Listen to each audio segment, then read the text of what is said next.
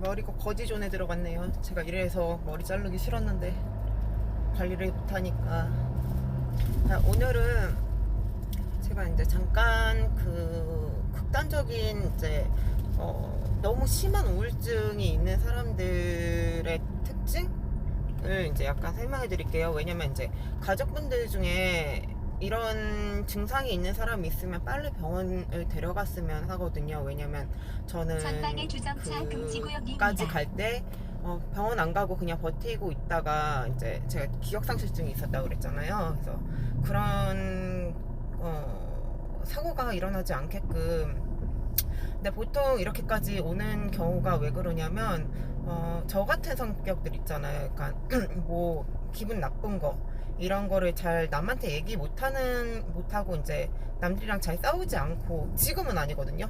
지금은 성격이 많이 바뀌었어요. 그리고 막 바뀌면서 많이 좋아진 거죠. 그러니까 그런 착한 사람들이 빨리 죽는다고 하잖아요. 나쁜 놈들이 오래 살고 잘 살고 한다는 이유가 있어요. 왜냐면 착한 사람들은 남한테 이제 당해도, 그리고 싫은 소리를 들어도 그거를 이제 얘기를 잘 못하거든요. 그래서 자기 혼자 이제 파먹고, 그 사람들도 분명히 얘기는 하고 싶은데 그거를 너 때문에 기분이 나빴어 라고 이제 얘기를 해서 이거를 그 제 3자한테 얘기를 했다가 그 사람이 상처를 받을까봐 그게 걱정돼서 얘기를 못하는 경우가 많아요. 근데 그러다 보면은 점점점 자기가 이제 더 상처를 받고 자기가 이제 안 좋아지는 거거든요. 그러니까 저도 처음에 이게 너무 이제 우울증이 심해서 병원 가서 이제 나도 싫은 소리, 그 남들이 듣기 싫어하는 소리, 나한테 상처 준 사람한테 대응하는 거를 못하다가 한번 이제 부모님, 엄마 그리고 언니한테 이제 어쨌든 지랄을 하기 시작하니까 이게 많이 나아지더라고요. 그러니까 지랄을 처음 시도를 하면은 좀 더 심해져요. 왜냐면 원래 그런 성향이 아닌데 지랄을 해버리면은 물론 잠깐은 속 시원했는데 그 뒤에 오는 후폭풍이 점점 심해지거든요. 근데 그 단계가 있어요. 이렇게 해서 내가 원래 그냥 참고 넘어가면 괜찮을 문제인데 지랄을 해서 속이 시원할지언정 그 사람이 상처받았을까봐 이제 내가 더 심하게 오거든요. 근데 이게 이제 지랄하는 것도 습관이고 익숙해지는 거거든요.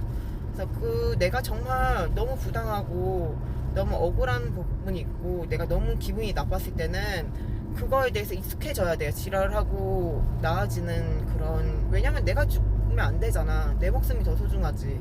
그래서 아무튼 지랄하는 습관을 좀 이제 들이시는 게 점점 이제 훈련이에요, 이것도. 그래서 그것도 가지시는 방법은 이제 조금씩이라도 터득을 하시고 본래 요지로 들어와서 내 가족이 이렇게 좀 많이 안 좋은 것 같다고 좀 눈치를 채면은 자세히 보셔야 되는 게, 이 우울증이 있는 이 사람의 행동을 조금 보세요. 왜냐면 진작에 나아질 사람은 진작에 나아져요. 근데 이렇게 계속 감추고 있는 사람들이 있거든요. 저도 스마일 증후군이라고 남들 앞에서는 그냥 웃었어요. 그러니까 잘 몰랐겠죠. 근데 자세히 이렇게 너무 극단적으로 왔을 때는 극으로 왔을 때는 이 사람이 말을 잘 못 알아듣고, 왜냐면은 자기 생각에 파고들어 있거든요. 그리고 그 정도까지 심하게 왔을 때는 소리가 잘 안 들려요. 그러니까 물속에 잠긴 것 같은 느낌?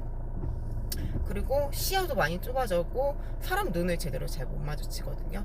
그러니까 저도 그랬었어요. 그래서 그 정도까지 왔으면 진짜 극단적인 선택이 바로 코앞에 있는 상황이라서, 만약에 내 가족, 내 지인이 약간 그렇게 보인다 그러면 한번 눈을 잘 마주치고 얘기를 하는지, 아니면은 내 얘기를 이제 잘 들을 수 있고 하는지에 대해서 조금 상황을 봐서, 이 사람이 너무 그게 조금 안 된다 싶으면은 바로 병원에 가셔야 돼요. 그래서 약 처방을 받으면서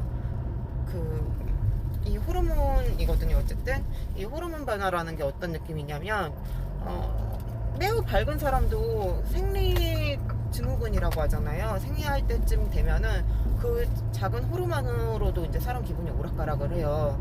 근데 이제 마음에 상처를 입어가지고 우울증이 온 사람들은 그거에 이제 몇십 배가 되겠죠.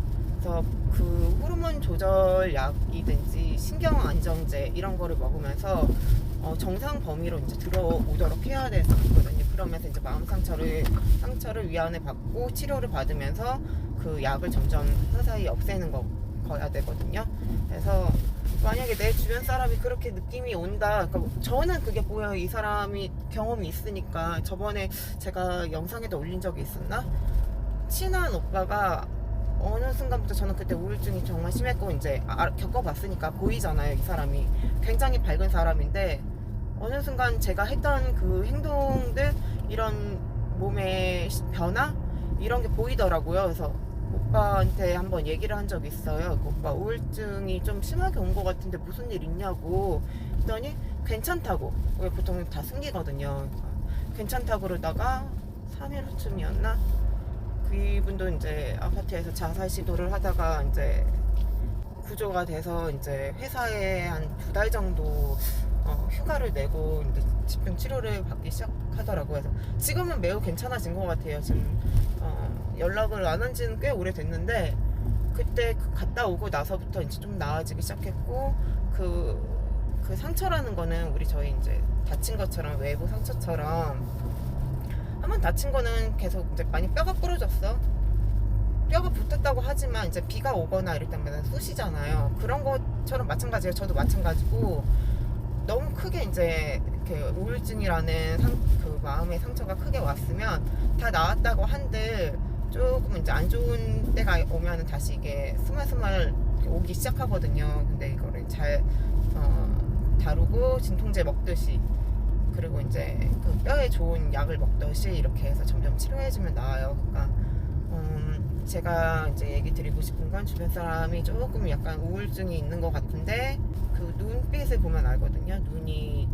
사람을 잘 쳐다보고 얘기를 하는지, 그리고 이런 대화를 하고 회의를 할 때 이 의사소통이 조금 안 된다, 아니면 이 사람이 딴 생각을 하고 있다, 이런 게 너무 빈번하게 그러면은 좀 극단적으로 많이 왔다는 그 신호예요. 그러니까 그 조언으로 해주던지 아니면 가족이라면 무조건 병원에 데려가셨으면 좋겠어요. 그래서 아마 가족 중에 우울증 때문에 이제 집 엄마 아빠, 그러니까 특히 이제 아들이 우울증이 너무 심해서 엄마 아빠가 이제 걱정이신 분들이 많아요. 근데 그런 분들은 조금 내 딸이 우울증이고 이게 정도가 어느 정도 심한가를 보고 그 인지를 어떻게 캐치해야 되는지 인지를 하고 계셔야 되는 것 같아요. 그래서 뭐 병원에서 상담을 잘해줄 거란 생각은 하시지 마시고, 그냥 그분들은 그 뇌 호르몬, 신경, 그러면 이런 거에 대해서는 전문이고 박사들이시니까 그런 분들은 다 찾아가셔서 약 처방 받으시고 조금씩 내 가족이 더 괜찮아지게끔 그런 방법을 조금 더 찾아보고 하셨으면 좋겠어요. 그러니까 어쨌든 우울증이 있다고 하면 제일 걱정이 되는 게 자살할까 봐잖아요. 그래서 자살할 위기가 이제 임박했다는 증거 중에 하나가 제 경험상은 그거니까, 그렇게 좀 잘 케어를 해주셨으면 좋겠어요. 그 부분에 대해서. 네.